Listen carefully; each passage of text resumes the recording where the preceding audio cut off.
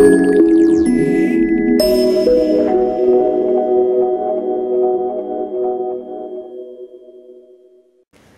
this video we will be reviewing possibly one of the most anticipated phones of this year, the Samsung Galaxy Nexus. So this is the next phone in Google's lineup of Nexus phones, which are designed to provide a pure Android experience without any manufacturer customization. The Galaxy Nexus is manufactured by Samsung, but doesn't have any of Samsung's usual customizations. It is also the first phone to run the Google Android 4.0 ice cream sandwich, and with the Nexus phones you always get the latest technology. So as you can see, this is a very large phone. It's a 4.65 inch screen, so it's very bulky. So if you're looking for an easily portable phone, this probably isn't one for you. However, the large screen makes web browsing and games absolutely fantastic. The screen also has a whopping resolution of 720 by 1280, which is a full 720p resolution. This is also a Super AMOLED screen, which although not as good as that of the Samsung Galaxy S2, which is a Super AMOLED Plus, it is still an absolutely fantastic screen. On the front, I will also point out that this phone does have a screen protector applied, so any smudges on the screen are caused by that. The normal phone is actually fairly smudge resistant. On the front of the phone, at the top, we see a speaker grille and a 1.3 megapixel front facing camera, which is really nice, really good quality. Down here we have an RGB notification LED that will change colour depending on what app is sending the notification. However, this will only light up and become visible when you've got a notification. On the bottom of the phone we will find a micro USB charging and data transfer cable, a little microphone for picking up voice, as well as a 3.5mm headphone jack, which differently is on the bottom of the phone rather than the top. However, this is absolutely still perfectly fine for most people's use. On the back we find a speaker, which unfortunately when placed here is quite easy to muffle with your finger, as we'll show you later, as well as a 5 megapixel camera with LED flash. Despite only being 5 megapixels, with other phones in this class being 8 megapixels, the camera is still one of the best I've seen. Photos are extremely sharp, colours are extremely vibrant, and it takes photos so quickly it's almost zero shutter lag. You've also got a large amount of Google branding on here, since this is a Nexus phone, with a Samsung logo down here. This back is a sort of bumpy finish, however I do personally find this phone to still be quite slippy and it always feels quite easy to drop, so I do advise that you get a rubberized case to hold this in. On one side we have 3 pins for a docking station, as well as a power switch, which you conveniently place so you can easily hit it with your thumb. On the other side we have a volume rocker that feels really nice and really tactile. Okay, so we're now in a darkened room with the Samsung Galaxy Nexus. We will now take a look at a lot of the software on this phone, which has changed dramatically in Ice Cream Sandwich.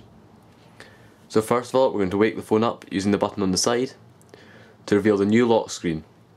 This lock screen is absolutely fantastic. As you can see up here, we've got a clock, as well as the date, as well as a fantastic thing here that lets you put in owner information, such as any text you want really. So you can put in your phone number, email address, or anything so you can get people to contact you if they find the phone. You then have this ring you can use to unlock the phone. You can also put on patterns, passcodes, passwords, or even use face unlock in place of this. To unlock the phone normally, you would simply turn it on and swipe the ring to the right hand side and the phone will unlock.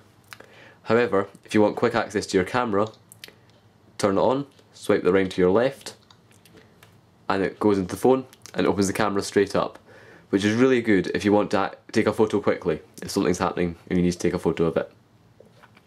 So head back to the home screen, or back into the phone. So the first thing you'll notice with this is that there are no capacitive buttons on the device, or on the front of the device. They are actually on the screen.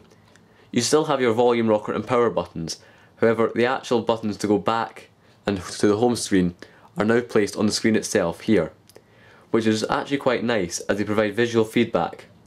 However, it does take some getting used to, as I keep setting them off accidentally. There is also no menu or search button on here by standard. The menu button will show up as 3 dots in the right hand corner of this menu bar when needed. However, the search button is gone for good, but has now been replaced with this button that takes you into the multitasking interface, which we'll show in a minute. So we can now take a look at the multitasking on this phone. And as I said, the multitasking on this phone is absolutely fantastic. So if you want to use multitasking, we'll just open a few apps. So we'll open Calendar, calculator, as well as the clock, browser, and finally we'll open up the settings and go back to the home screen. And now to switch between any of these apps, simply hit the multitasking button in the bottom of the screen where it shows all the running apps. To switch to one, simply tap on it. Then if you were wanting to close any of these apps, you can simply swipe them off to either side of the screen and it gets rid of them, which is really good, makes multitasking really easy. And with this phone you can leave loads of apps running in the background without slowing the phone down, which is great. Next, we'll take a look at the new software here. So the new app drawer is absolutely fantastic. It now scrolls sideways rather than vertically, and as you can see, it provides a really nice animation. It's also extremely smooth to use. You also now add your widgets through the app drawer, which provides a really nice interface, which I'll demonstrate now. So if we say, for example, wanted to put this, say we want to put the news and weather widget on the home screen. Hold down on it, move it to the home screen that you want to put it on, such as that one there, and it shows you a little outline of where the widget is going to be placed. Pick where you want to put it, and let go. And the widget's now placed on that screen. To remove it like before, simply long press it, move it up to the remove bin, and let go. And now, long pressing on the home screen only gives you the option to choose wallpapers, and this phone can run live wallpapers absolutely fine without slowing down at all. Next, we can bring down here, which is the notification bar, which is the same as before pretty much, with just some new styling. However, it's got a quick access shortcut to the settings, which have also been revamped to look a lot better and be a lot more organised.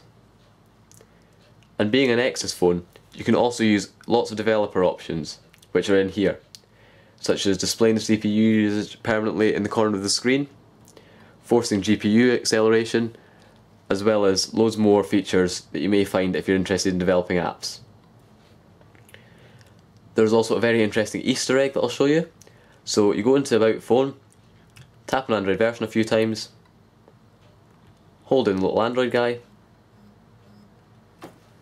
and you get that. It's completely pointless, but quite funny. Let's get rid of that. I'll go back to the home screen.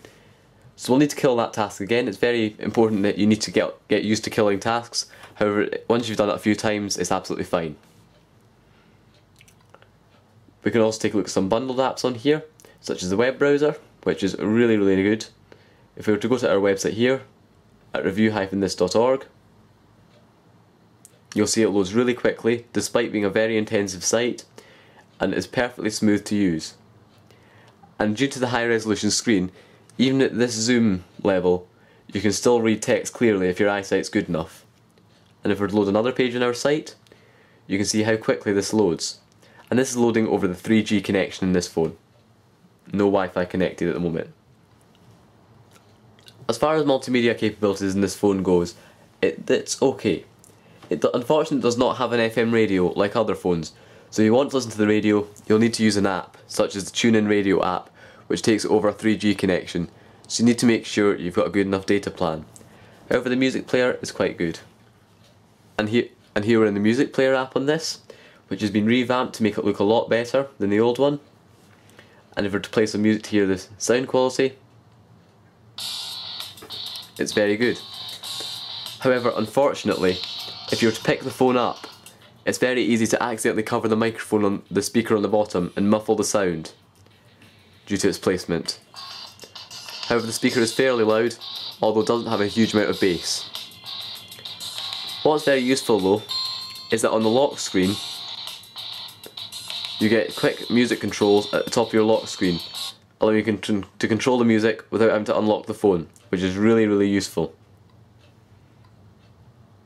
Get rid of these running apps. And we'll now take a look at YouTube playing capabilities.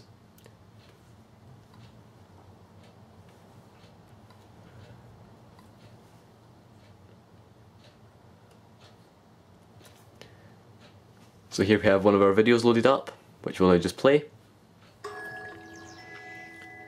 And switch into high quality mode.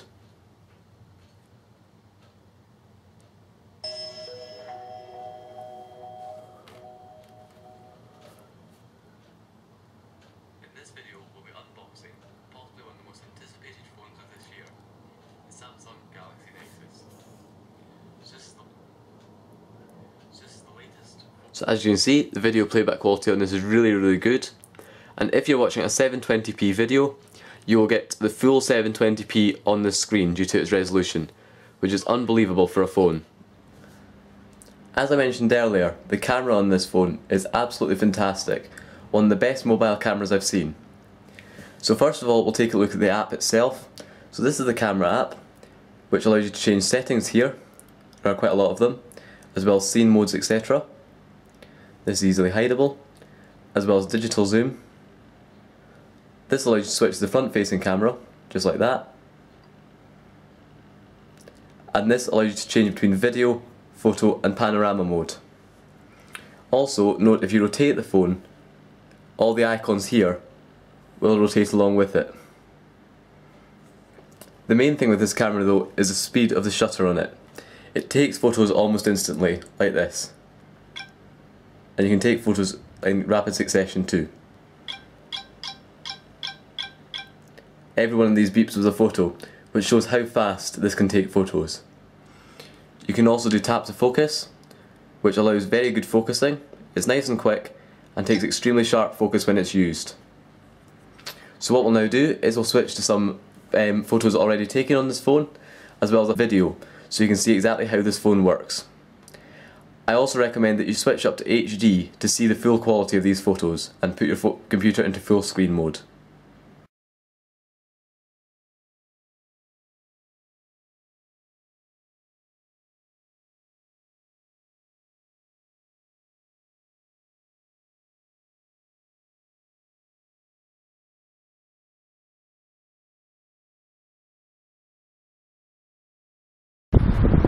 This is a test of the video quality on the Samsung Galaxy Nexus. As you can see, the motion is extremely smooth and colours are really vibrant. This is also taken on a fairly dull, overcast day, yet the picture is still perfectly bright. The overall video camera on this thing is absolutely fantastic. Okay, so we're back at the home screen, and now we're going to look at some application performance. So the first application we're going to run is Angry Birds, just to see its performance. So as you can see, it loads up nice and quickly, no speed issues there at all, and looks absolutely beautiful on this screen. I've been playing it. The game runs absolutely perfectly, without any lag, juddering or anything. This phone can also run 3D games such as Minecraft, without any lag or juddering, which is absolutely fantastic for a phone.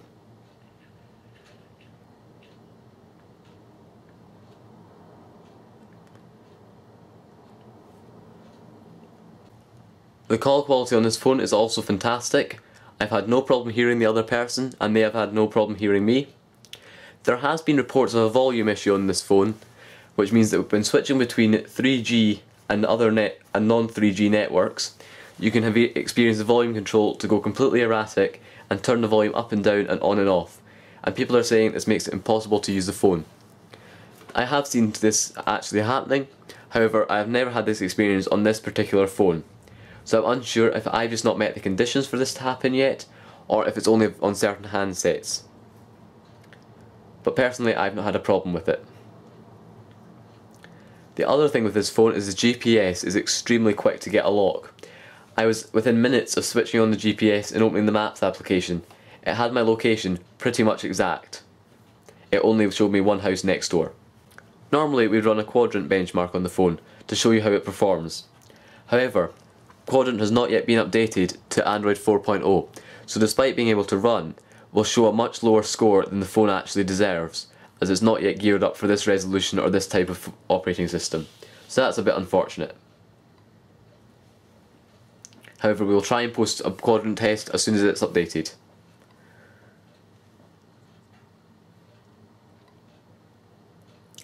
Another interesting feature on Android 4.0 is voice recognition. So you can do very interesting things with this. For example, you can hit up here to send a text, so I'll demonstrate this. You can also send a text, use voice recognition on this, so hit there. Send text. This is a test of the voice recognition on the Samsung Galaxy Nexus.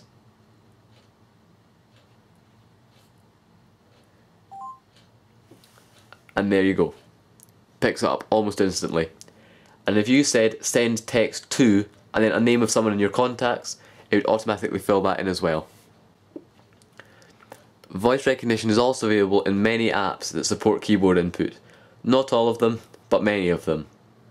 The voice recognition is also extremely accurate and doesn't come up with any wrong, and the voice recognition is extremely accurate and understands me without any problems or training required.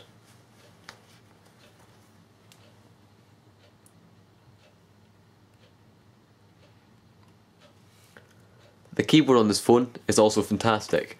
Due to the size of the phone, it's very easy to type completely with your thumbs without any problems, which I really like. So we'll now talk about some specs on this phone. So obviously this phone is running at the latest version of Android, version 4.0, and has a 1.2 GHz dual-core Texas Instruments processor, which, although being slightly lower power than that of the Galaxy S2, still performs absolutely fantastically in this phone. The phone also has 1 GB of RAM and 16 GB of internal storage. However, unfortunately this is not upgradable and you're locked to the 16 GB that the phone comes with, which is rather disappointing. However, for most people this should be absolutely fine. So there you have the Samsung Galaxy Nexus. This is a fantastic Android smartphone and performs absolutely beautifully in all the tasks I've thrown at it, and has no problems running multiple apps at the same time.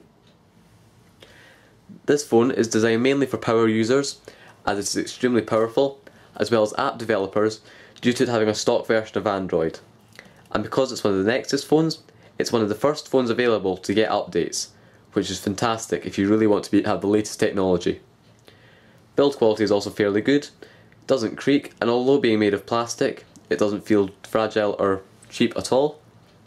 And Ice Cream Sandwich really feels polished. It feels like Google have taken a lot of work over this just to make it perform as well as it possibly could. So thanks for watching, don't forget to comment, rate and subscribe, and you can also visit our website at review-this.org.